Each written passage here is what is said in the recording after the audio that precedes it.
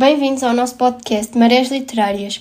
Eu sou a Lara Rodrigues. E eu sou a Filipa Silva. Somos alunas de Artes Visuais e frequentamos o 11º ano.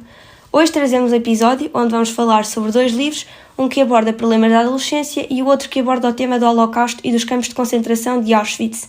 E no fim, iremos também apresentar-vos algumas recomendações de livros para fãs de romance. A nossa intenção ao criar este podcast é poder compartilhar o nosso gosto por livros com todos vocês. Vou começar por vos apresentar o meu livro.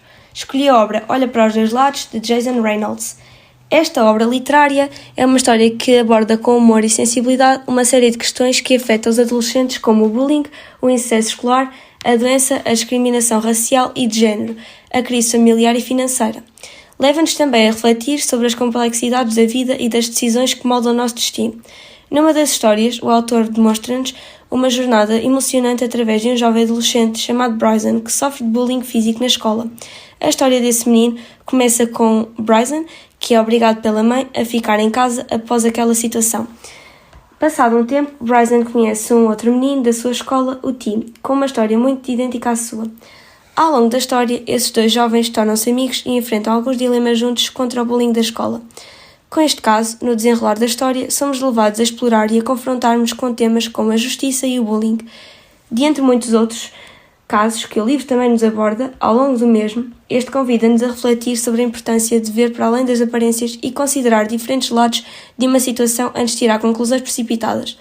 Este livro é uma obra que é recomendada pelo Plano Obrigatório de Leitura para os alunos, no entanto, pessoalmente também aconselho aos adultos, pois por mais que a escrita seja simplificada e às vezes até infantilizada, permite uma discussão entre as ideias do livro e as nossas e permite-nos retirar lições. Como te sentiste ao longo das diferentes histórias? Bem, ao longo das várias histórias senti que cada uma tinha o seu propósito e são mesmo distintas. Cada jovem tem a sua jornada e os seus obstáculos e por isso, quando iniciei a leitura da primeira história, a minha vontade de ler as seguintes foi gigante. Quase parecia que a cada que lia eu entrava no cenário e fazia parte do mesmo. Há alguma frase que te tenha chamado a atenção? Sim. Está mesmo no fim do livro. Um pé levanta, um pé pousa e a nossa vontade é que lhe dá o impulso de pausa em pausa. Essa foi a frase que mais me chamou a atenção, porque, tal como mesmo indica, essa situação descreve um movimento constante da vida, onde cada passo é impulsionado pela nossa vontade e reflete como as nossas escolhas e desejos orientam o nosso caminho.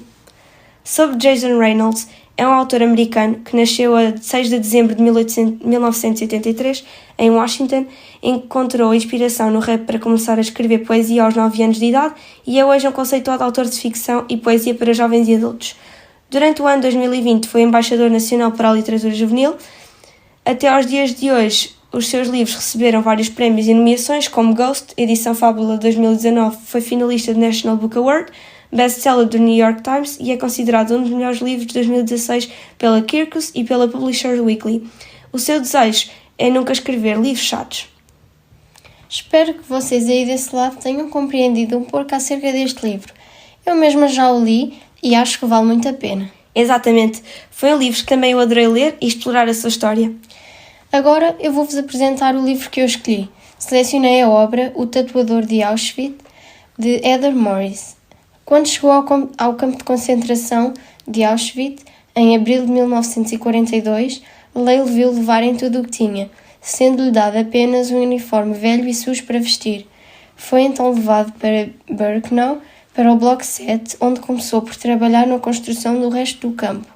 Um dia, ficou tão doente que os soldados o deixaram para morrer, junto com os restantes corpos. A sua salvação foi o ato corajoso de um amigo e a bondade do tatuador do campo da altura, que o curou. Passado algum tempo, Leil estava recuperado e a trabalhar como ajudante do tatuador, mas que mais tarde veio a ser promovido como tatuador oficial do campo. Essa função não era a mais agradável, mas protegia-o de muitos riscos a que estava exposto nas obras. Para além de que foi aí, na sua mesa de trabalho, que conheceu Gita, a rapariga que lhe deu algo por que lutar. A partir desse momento, Leil está determinado não só a lutar pela sua sobrevivência, mas também pela da jovem, com o objetivo de sair do campo de concentração com ela. A partir daí tentou conhecê-la melhor e por isso tentava encontrar-se às escondidas dos oficiais todos os domingos em que Leil conseguisse subornar algum superior com a comida extra que arranjava. Durante 3 anos, o tempo em que estiveram no campo de concentração, O romance deles viu vários altos e baixos, passando por muitos problemas e sacrifícios, tendo em conta o local em que se encontravam. No entanto, os dois foram arranjando amigos e aliados que os salvaram muitas vezes. Uma vez que o livro aborda temas pesados como os campos de concentração, qual foi o momento que mais te chocou?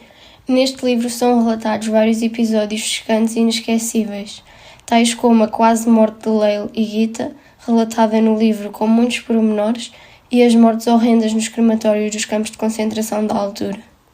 Com a leitura do livro, tiras mais algum lema para a tua vida pessoal? Sim, assim como Lyle diz, se acordamos de manhã já é um bom dia, e também o que importa é estarmos vivos e com saúde, tudo o resto se resolve. São os lemas que Lyle ao longo de toda a sua vida seguiu, e serão também os que eu guardarei para o meu percurso de vida. Por fim, quero apenas referir que este romance, consumado num local terrível, toca em vários pontos importantes, como a sobrevivência, sacrifício, amizade e compaixão. Esta história verídica merece ser contada e testemunhada através de gerações, por ensinar uma lição a todos aqueles que pensam que a sua vida é difícil e para que nunca se esqueçam de que o ser humano é capaz, tanto para o mal como para o bem. O tatuador de Auschwitz é um amor que ficará para sempre tatuado na história. Sobre a autora, Heather Morris, a mesma nasceu na Nova Zelândia e reside atualmente na Austrália. Durante vários anos, enquanto trabalhava num hospital público em Melbourne, estudou e escreveu argumentos para cinema. É apaixonada por histórias de sobrevivência, esperança e resiliência. Em 2003, Heather foi apresentada a um homem idoso que tinha uma história que valia a pena contar. O dia em que conheceu Lyle Sokolov mudou a vida de ambos, e à medida que a amizade entre os dois crescia, Lyle embarcou numa viagem ao seu passado, confiando a Heather os detalhes mais íntimos da sua vida durante o Holocausto.